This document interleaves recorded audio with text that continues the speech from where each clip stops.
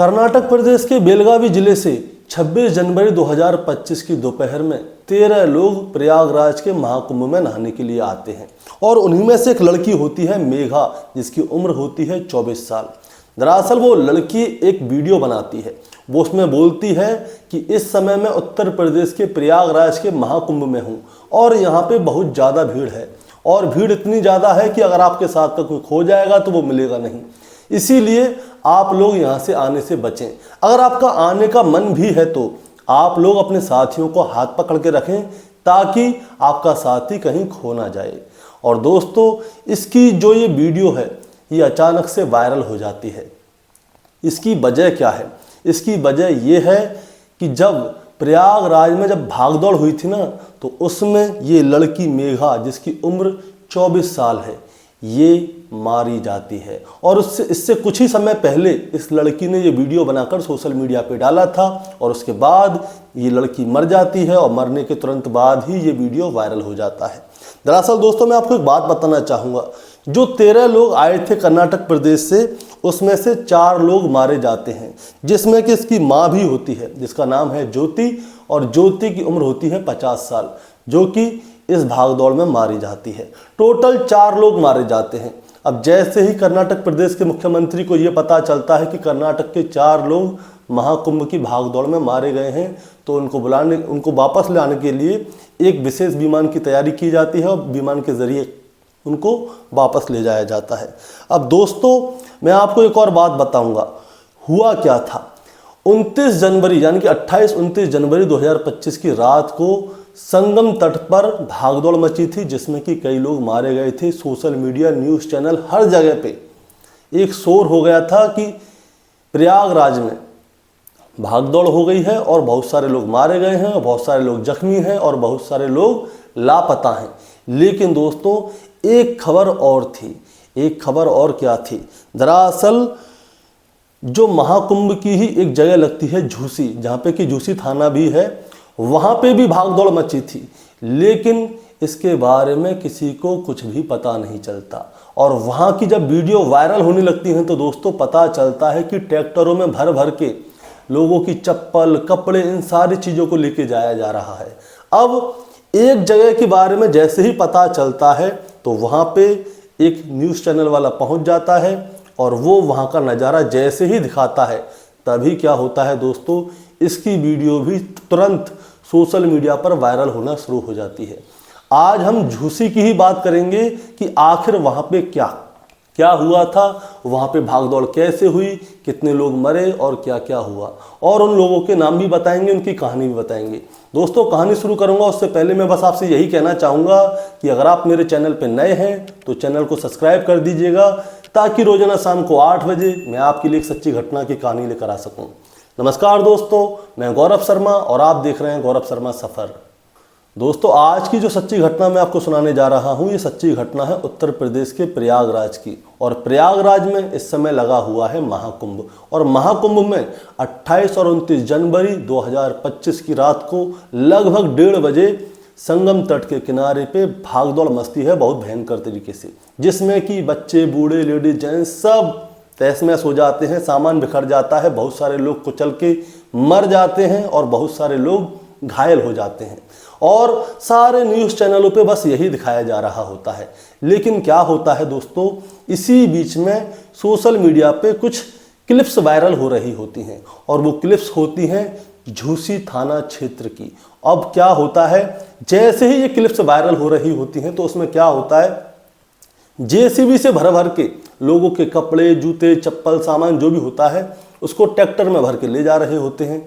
और ये क्लिप जो है एक लल्लन टॉप का पत्रकार है उसके पास तक पहुंच जाती है। और ये जो लल्लन टॉप का पत्रकार जो है, ये प्रयागराज से ही संबंध रखता था, इसीलिए इसने यहाँ का आसपास का सारा एरिया अच्छी तरह से देखा हुआ था।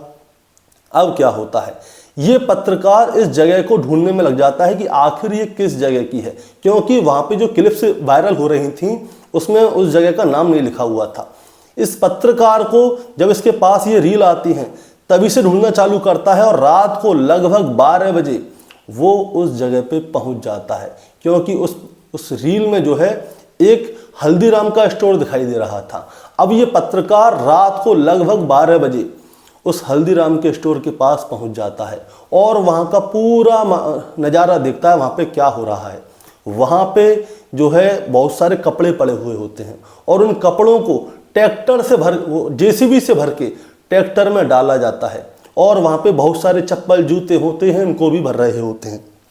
अब मैं आपको बताना चाहूँगा 28-29 जनवरी 2025 की रात को ये हादसा हुआ था, जो कि संगम तट पे हुआ था और इस पत्रकार को ये हल्दीराम का स्टोर ढूंढने में दोस्तों 24 घंटे का समय लग जाता है। ये पहुंचता है रात को लगभग 12 बजे। अब जो लोग जेसीबी से उनके कपड़ों को, लोगों के कपड़ों को और जूते मोजों को डाल रहे थे, तो वो उनके पास जाता है और उनसे पूछता है कि ये आप लोग कब से डाल रहे हो, कितने बजे से डाल रहे हो।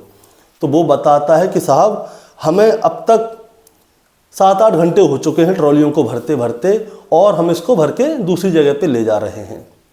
और दोस्तों मैं आपको बताना चाहूँगा इस वाले मामले को दबा दिया गया था, ना किसी सोशल मीडिया पे आया था, ना कहीं पे कुछ बात हुई थी। लेकिन वहाँ पे जो लोग भागदौड़ हुई थी, वहाँ पे कुछ लोगों ने क्लिप्स बना ली। अब क्लिप्स बनाने के बाद वो वायरल हो गई तो लल्लन टॉप का पत्रकार जो है वहाँ पे पहुँच जाता है। अब क्या होता है दोस्तों, मैं आपको एक और बात बताना चाहूँगा। जो वहाँ पे एक हल्दीराम का स्टोर होता है, उसमें बड़े बड़े अक्षरों में लिखा होता है largest snack company of the India. वो स्टोर जो है बहुत बड़े साइज का होता है, जो कि दुकान से बड़ा होता है। और वहाँ पे एक लड़की होती है जिसका नाम होता है नेहा ओझा। नेहा ओझा क्या कहती है, अब नेहा ओझा से पूछा जाता है दोस्तों पहले। अब जैसे ही वो पत्रकार नेहा ओझा के पास जाता है तो नेहा ओझा जो है उस पत्रकार के ऊपर पहले तो गुस्सा हो जाती है। वो कहती है कि अब आए हो आप लोग, ये कल का कांड हुआ है और आप लोग अभी आए हो। तो वो पत्रकार कहता है हमें तो इसके बारे में कुछ पता ही नहीं था, हम तो संगम तट पे थे, वहां पे भागदौड़ हुई है। अब वो नेहा ओझा से पूछता है कि आखिर यहाँ पे क्या हुआ, कैसे हुआ, तुम हमें सारी जानकारी दो।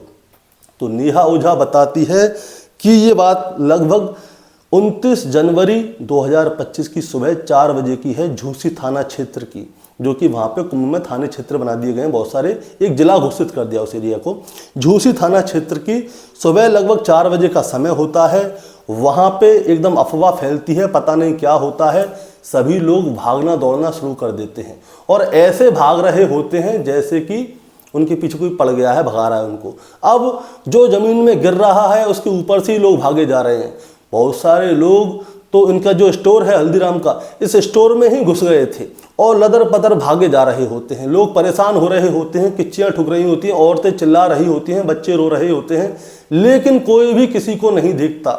वो सिर्फ एक दूसरे के ऊपर भागे जा रहे थे।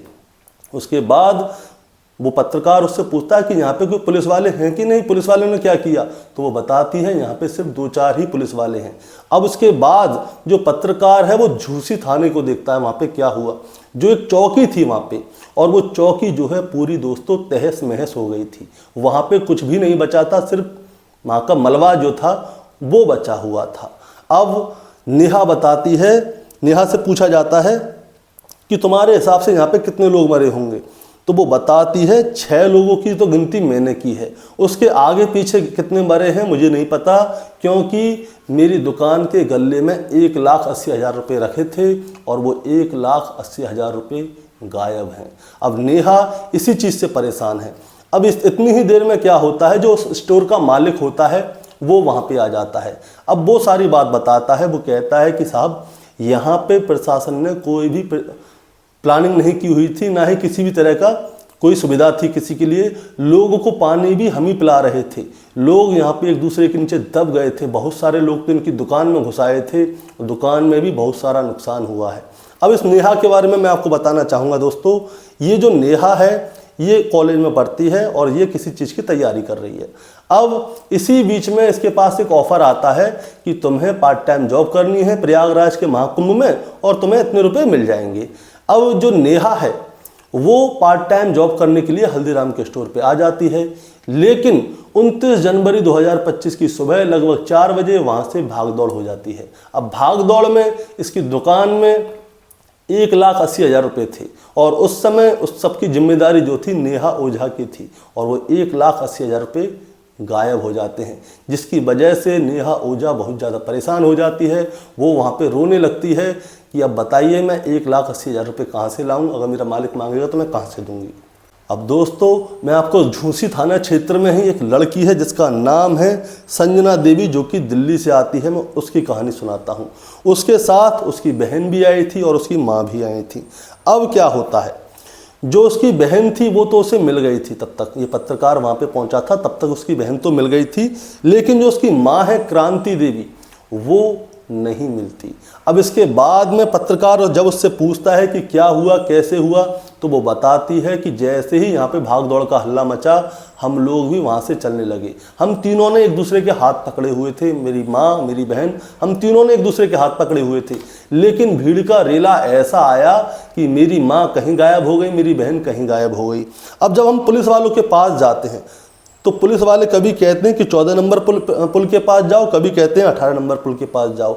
अब आप ही बताइए, 14 नंबर से 18 नंबर पुल तक जाने के लिए इतनी भीड़ में लगभग 1 से 1.5 घंटा लग जाता है, और इतनी भीड़ में मैं अपनी माँ और अपनी बहन को कैसे ढूंढती। बहन तो मिल गई है लेकिन अभी तक उसकी माँ नहीं मिली। और दोस्तों इसी तरह से उत्तर प्रदेश के गोरखपुर से भी कुछ आते हैं, जो कि उनवल के वार्ड नंबर 4 से आते हैं। ये लोग 27 जनवरी 2025 को एक बोलेरो करते हैं, जिसमें 8 लोग होते हैं, जिसमें 5 महिलाएं होती हैं और 3 पुरुष होते हैं। ये लोग भी यहाँ पे अमृत स्नान करने के लिए आए थे, लेकिन 28-29 जनवरी 2025 की रात को लगभग 1:30 बजे जो भागदौड़ होती है, उसमें दोस्तों इनमें से 2 लोग मारे जाते हैं, जिसमें कि एक आदमी होता है जिसका नाम होता है पन्ना निषाद, और दूसरी एक महिला होती है जिसका नाम होता है नगीना देवी। अब ये लोग 28-29 जनवरी की रात को जो भागदौड़ हुई थी उसमें मारे जाते हैं। अब इसके बाद में 29 जनवरी की सुबह जिनके साथ में और जो 6 लोग होते हैं, वो लोग इनके परिवार वालों को बताते हैं कि ऐसे ऐसे करके भागदौड़ हुई है और आपके परिवार के ये जो शख्स हैं वो इस भागदौड़ में मारे गए हैं। अब जैसे ही ये खबर इनके परिवार तक पहुंचती है दोस्तों, तो इनके घर वालों का रो रो कर बुरा हाल हो जाता है। और ऐसे ही दोस्तों बिहार के गोपालगंज जिले से 4 महिलाएं आती हैं यहाँ पे अमृत स्नान करने के लिए, जिनका नाम होता है तारा देवी, सरस्वती देवी, शिवकाली देवी और क्रांति देवी। अब जो इनमें शिवकाली देवी है उसकी 4 बेटी हैं और 2 बेटे हैं, जिसमें कि बड़े बेटे का नाम है छुट्टन और जो छोटा बेटा है उसका नाम है राहुल। छुट्टन जो है पुणे में नौकरी करता है और जो राहुल है वो विदेश में नौकरी करता है। और अब जैसे ही इनको पता चलता है कि इनकी जो माँ है वो प्रयागराज के महाकुंभ की भगदौड़ में, जो भीड़ की भगदौड़ मची थी, उसमें लोगों के पैरों के नीचे कुचल के मर चुकी हैं, तो ये दोनों लड़के अपने अपने काम पे से जल्दी से छुट्टी लेते हैं और अपनी माँ का अंतिम संस्कार करने के लिए आते हैं। इसी तरह दोस्तों एक कहानी और है जो कि मऊ जिले की है। यहाँ के थाना कोपागंज फतेहपुर लाल नजरा जगह है। यहाँ पे क्या होता है, 2 पति पत्नी हैं जिसका नाम है प्रभावती लाजभर, जिसकी उम्र है 55 साल, और इनके पति हैं लाला लाजभर। अब ये दोनों क्या है, अपने गांव से महाकुंभ में जाने की प्लानिंग कर रहे थे। इनकी एक बेटी होती है, वो उनसे कहती है मम्मी पापा वहाँ की मैं आज रोज़ाना वीडियो देख रही हूँ, सोशल मीडिया पे बहुत वीडियो आ रही है, रील आ रही है, तो वहाँ पे बता रहे हैं कि वहाँ पे बहुत ज़्यादा भीड़ है, अभी जाना ठीक नहीं है, थोड़ी भीड़ हल्की हो जाए तो आप चले जाइएगा। तो प्रभावती कहती है कि बेटा पूरे गांव के सब लोग जा रहे हैं और बहुत सारे लोग वहाँ से नहा के आ भी गए, तो हमें भी जाना चाहिए। अब प्रभावती लाजभर और उसका पति लाला लाजभर अपनी बेटी की एक नहीं सुनते, ये दोनों भी गांव के कुछ लोगों के साथ में प्रयागराज में महाकुंभ में नहाने के लिए चले जाते हैं। इसी बीच क्या होता है दोस्तों, वहाँ पे भागदौड़ हो जाती है। अब भागदौड़ में क्या होता है, जो प्रभावती लाजभर है जिसकी उम्र 55 साल है, वो भी उस भीड़ का शिकार हो जाती है। वो भी इस भीड़ में भागते भागते लोगों के पैरों के नीचे आके दब जाती है और उसकी भी मौत हो जाती है। और जो उसका पति है लाला लाजभर, लाला लाजभर के बारे में बताया जा रहा है अभी तक, जो कि 31 जनवरी 2025 है और वो गायब हुए थे 28 जनवरी और 29 जनवरी की रात को, अभी तक मिले नहीं हैं, यानी कि वो लापता हैं। अब जब इनकी बेटी से पूछा जाता है तो इनकी बेटी कहती है कि मैंने अपने मम्मी पापा दोनों से कहा था कि अभी बहुत ज़्यादा भीड़ है, अभी आप नहीं जाइए, लेकिन उन्होंने मुझसे कहा कि सारे गांव के लोग जा रहे हैं, सब लोग नहा नहा के आ भी रहे हैं, हम कैसे रह जाएं। तो वो भी गांव वालों के साथ महाकुंभ में नहाने के लिए आए थे, और यहाँ पे क्या पता था कि यहाँ पे भगदौड़ हो जाएगी जिसमें मेरी माँ चली जाएगी और पिता लापता हो जाएंगे। और दोस्तों इसी तरह से एक और कहानी है, और ये कहानी है लखनऊ की मंजू की, जिनके पति का नाम है त्रिभुवन नारायण, जो कि इंजीनियर बताए जाते हैं। इनका एक बेटा है और एक बेटी है। इनके भी परिवार के लोग इनसे बोल रहे थे कि ऐसा है थोड़ा भीड़ हल्की हो जाए तब चले जाना, लेकिन मंजू जो है वो मानती नहीं है। वो अपने पति त्रिभुवन को लेकर महाकुंभ के लिए चली जाती है, और वो भी उसी भीड़ की भाग दौड़ का एक हिस्सा बन जाती है, जो कि रात को भगदौड़ मची थी जिसमें मंजू की मौत हो जाती है। और दोस्तों इसी तरह से बिहार के औरंगाबाद के सौसना गांव से भी एक महिला आई थी, जिनका नाम था राजरानी देवी, जिनकी उम्र 55 साल है। वो भी यहाँ पे नहाने के लिए आई थी, और वो भी दोस्तों इस भीड़ की भागदौड़ का हिस्सा बन के वो भी इन लोगों के पैरों के नीचे कुचल गईं और उनकी भी मौत हो गई। और बिहार के औरंगाबाद से ही मानपुरा से सोनम कुमारी भी थी, जिसकी उम्र महज 20 साल है। वो भी यहाँ पे गंगा जी में, गंगा सागर पे नहाने के लिए आई थी, और वो भी जो भीड़ है उसके पैरों के नीचे कुचल के मर गई। दोस्तों ना जाने अब इसकी कितनी वीडियो आ रही हैं, कितने लोग हैं जो वहाँ की वीडियो बना रहे हैं, और कितने लोग ऐसे ही लापता हैं, कितने लोग मारे गए हैं, ये किसी को पता नहीं है। इसकी पता तब चलेगी जब प्रशासन अच्छी तरह से वहाँ पे जांच पड़ताल करेगा। पूरी जांच के बाद ही हम आपको बता पाएंगे कि कितने लोग मरे और कितने लोग नहीं मरे। हालांकि सरकार ने यहाँ पे अनुदान तो दिया है, लेकिन अनुदान से क्या होता है, भरपाई नहीं होती। अगर किसी के घर का सदस्य चला जाता है वो वापस तो आ नहीं जाएगा। लेकिन अनुदान की राशि मैं बता देता हूँ, जो उत्तर प्रदेश सरकार ने कहा है कि जो लोग मरे हैं उन सभी के परिवार को राहत जो राशि दी जाएगी वो 25-25 लाख रुपए है। अब जो 25 लाख है, अब जो भी है ठीक है, क्योंकि किसी का परिवार का कोई सदस्य चला जाता है वो वापस तो आता नहीं, और इसमें सरकार भी क्या कर सके। लेकिन सरकार एक तरह से उनकी मदद कर रही है, ताकि जो भी आप अपनी तरह से सोचिए। लेकिन दोस्तों इसी बीच में बहुत सारी क्लिप्स वायरल होने लगती हैं, और वो क्लिप्स क्या बोलती हैं दोस्तों, चाहे डीएम की हो, चाहे एसएसपी की हो, चाहे डीआईजी की हो, चाहे कमिश्नर की हो। एसएसपी साहब कह रहे हैं कि यहाँ पे कोई भी भागदौड़ नहीं हुई है, लेकिन सोशल मीडिया पे सब जगह पे भागदौड़ की जो निशानी है, परछाई है, वो साफ दिख रही है। कितने सारे लोग पड़े हुए हैं, कितने कपड़े पड़े हुए हैं, कितनी चप्पलें पड़ी हुई हैं, कितने लोग लापता हैं, कितने मर गए हैं, वो सारी बातें सामने ही हैं। और जो डीआईजी हैं वो शाम को न्यूज़ रिपोर्टरों को ये बताने के लिए मजबूर हो जाते हैं कि 30 लोग मरे हैं, जिनमें कि 25 की पहचान हो गई है, और 90 लोग जो हैं गंभीर रूप से घायल हैं। और जो कमिश्नर साहब की वीडियो है, उनकी वीडियो में बताया जा रहा है, जो सोशल मीडिया पे शोर है दोस्तों, मैं वो बता रहा हूँ, अपनी तरफ से कुछ भी नहीं है। वो कहते हैं कि उठो, जल्दी जल्दी उठो, भागदौड़ होने वाली है और तुम जल्दी से अपना स्नान करके आओ। जो सोशल मीडिया पे बात चल रही मैं वो बता रहा हूँ। तो उसमें क्या है, ये बताया जा रहा है कि क्या उनको पहले से ही पता था कि यहाँ पे भागदौड़ होने वाली है, कोई अंदेशा था क्या नहीं है, या फिर किसी की इसमें साजिश है, क्या है, वो क्या था। योगी आदित्यनाथ का क्या कहना है दोस्तों, मैं आपको वो भी बताना चाहता हूँ। योगी आदित्यनाथ का कहना है, जो उत्तर प्रदेश के मुख्यमंत्री हैं, उनका ये कहना है कि इस जो भी कांड हुआ है इसकी अच्छी तरह से जांच पड़ताल होगी, और जो भी इसमें भागीदार है या जिसकी वजह से भी ये भागदौड़ हुई है उसके साथ पूरी तरह से सख्ताई बरती जाएगी। और इसी के साथ दोस्तों मैं आपको एक और बात बताना चाहता हूँ। बहुत सारे लोग जो हैं वहाँ पे क्या कह रहे हैं, वहाँ पे बहुत सारे लोग तो सरकार को कोस रहे थे कि देखिए वीवीआईपीओ पे ध्यान दिया जा रहा है, किसी पे ध्यान नहीं दिया जा रहा। वीवीआईपीओ के लिए तो लोगों को रास्ता हटा दिया जाता है और आम आदमी भीड़ की भीड़ में जा रहा है। तो दोस्तों बहुत सारे लोग सरकार के समर्थन में भी आए हैं कि सरकार क्या कर रही है, वो सबके लिए सोच रही है, समझ रही है। अब एक बात बताओ, एक परिवार में 10 लोग होते हैं ना, तो घर का मुखिया 10 लोगों को नहीं देख पाता। अब बेचारी सरकार 10 करोड़ लोगों को कैसे देख लेगी, ये भी तो है। लोग सरकार के पक्ष में भी बोल रहे हैं और विपक्ष में भी बोल रहे हैं। अब क्या है दोस्तों, इस कहानी को सुनाने का मतलब आपको परेशान करना या विचलित करना नहीं है, बस आपको बताना है और जताना है। बताना और जताना ये है कि देखिए महाकुंभ चल रहा है, गंगा जी में दर्शन नहाना भी जरूरी है, स्नान करना भी जरूरी है। तो तो आपको क्या करना है, आपको कुछ नहीं करना, अपने जो साथी हैं उनका हाथ पकड़े रखें।